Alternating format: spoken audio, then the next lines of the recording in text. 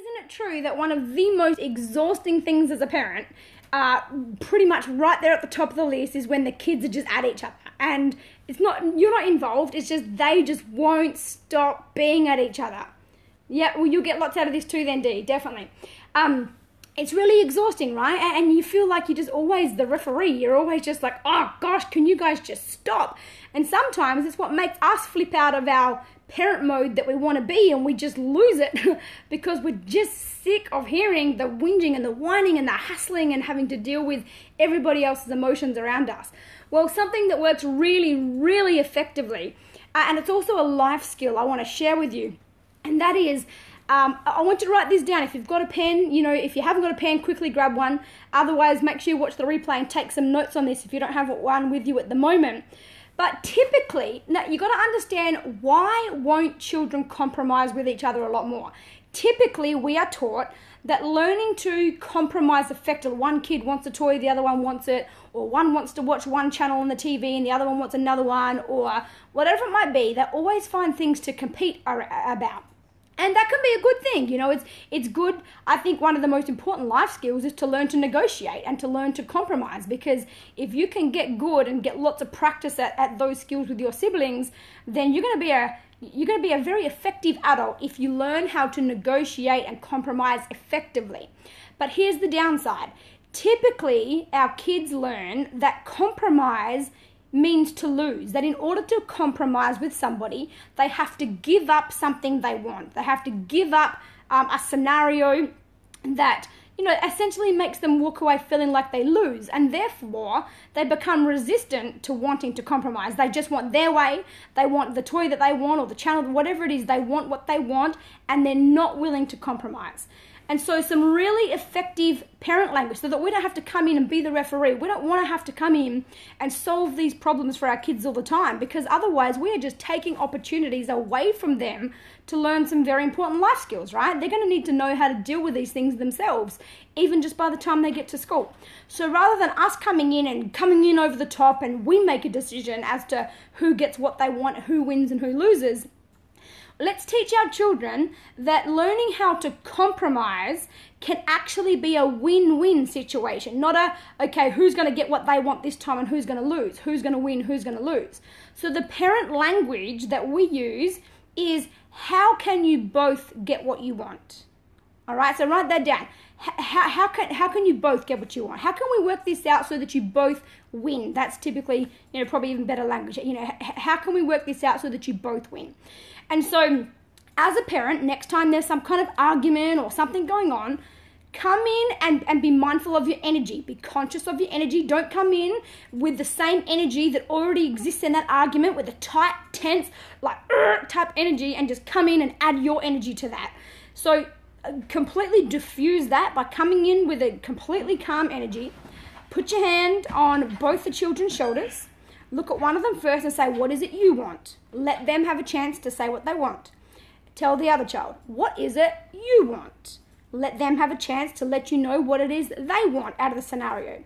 Because, see, they're caught up in the argument because they think someone has to lose, and no one wants to lose. They both want what they want. And then you say, guys, I want you to sit and talk about this until you find a way you can both win. And I'm looking forward to hearing how you found that solution. So I'll check in with you in a minute or two to see what idea you came up with in terms of how you could both win. How can we work this out so that both of you win? And all it does is it instantly causes a pattern interrupt in the child's mind, so they're not fixed on having to lose anymore. You've just made a subconscious suggestion to them that, oh, hang on a minute, you're telling me I can win. We can both get what we want. Now you have literally opened up options to my mind, to the child's mind, that they weren't able to think of before in order to solve this scenario, because they forgot what they actually wanted and they started focusing on not losing. But we want to teach them that compromising can actually be a situation where both people get to win. All right? So, look, if you've got any questions, yell out. If you're liking what you're hearing, give me some love hearts so I know, because this is obviously how I get my feedback from you to know whether you're getting it. But the words are, how can you both win? How can we work this out so that you both win? And then they'll come back to you with some suggestions. Depending on the age of your children, you might need to be involved in that scenario. Let me give you a perfect example. It might be something like, let's say I've asked my girls to unpack the dishwasher. And we had an agreement between all of us that it needed to be done, before shower time. And so one of them wants to do it, but the other one doesn't want to do it, and so they start fighting over whether they're going to unpack the dishwasher and who's going to do it, and one wants to do it now, one wants to do it later, and they start this argument. And so you come along and we ask again, what is it you want? Well, I want to do it now because I want the rest of my night free to do my own thing. You ask the other child, what is it you want? Well, I don't want to do it now. Okay, I didn't ask what you don't want, I asked what you do want. Tell me what is it you do want. Well, I want to watch Ben and Holly's Little Kingdom. Okay, so how can we work this out so that you both win? So it's not that you don't want to do it, you just don't want to do it now because you're going to miss out on your TV show. So what you want is to watch your TV show, and then what this other child wants is to have the rest of the night to themselves. So they just want to hurry up and get it done. So guys, I want to know how... I'm going to leave this with you because I don't think this needs my involvement at all. I know that you guys are amazing at coming up with your own ideas and ways to work things out effectively. So I'm going to check in with you guys. Use the word check in. I'm going to check in a minute or two, and I'm looking forward to hearing how you guys found a solution in a way that both of you win. And then you let them come up with the solutions. Don't be involved in that. Let them. It'll change the tone of their conversation straight away. And I mean, there was this scenario in our house just only a week ago where they ended up deciding one of them would do the bottom shelf of the dishwasher, one would do the top shelf. So the one that did the top shelf, she could do hers after the TV show, but it didn't stop the other one from doing her job there and then because she could do her bottom shelf there and then. But it allowed the children to feel like they controlled that entire scenario, they controlled that entire outcome, and so therefore they were the reason that there was a win-win situation produced. And so that then built their confidence in being able to handle discrepancies and being able to compromise effectively where there can be win-win situations, one of the best life skills you can have. So even when there's an argument between you and your child, how can we work this out so that we both win? I really want you to go to bed right now, and I understand that you're still saying you want to do X, Y, Z. What can we do where we both feel like we win? Okay, just open up those conversations. So any questions, I can stay on the line for 30 seconds. Otherwise, that's it for tonight. I'm going to keep it short, but I want you to use that. There's a million opportunities a day to use this kind of language. How can you both win? How can we work this out so that we both win? And so we're just shifting the mindset around the whole idea of compromise from being a someone win, someone lose situation to a win-win. We just want to put a new mentality behind the whole idea of compromising.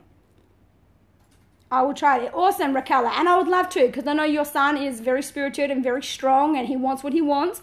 And even just asking that question, it takes away authority. It makes your child feel like you value them, because they're like, oh, hang on a minute, you're not just going to come down on me with your authority and tell me how it's going to be because you're sick of dealing with me. Yeah, you can use it with your husband. You can use it with any friendship, any relationship you've got in your life. What if they're fighting for a toy and they both want the same thing? I want it now. Okay, you know what? It's a good question.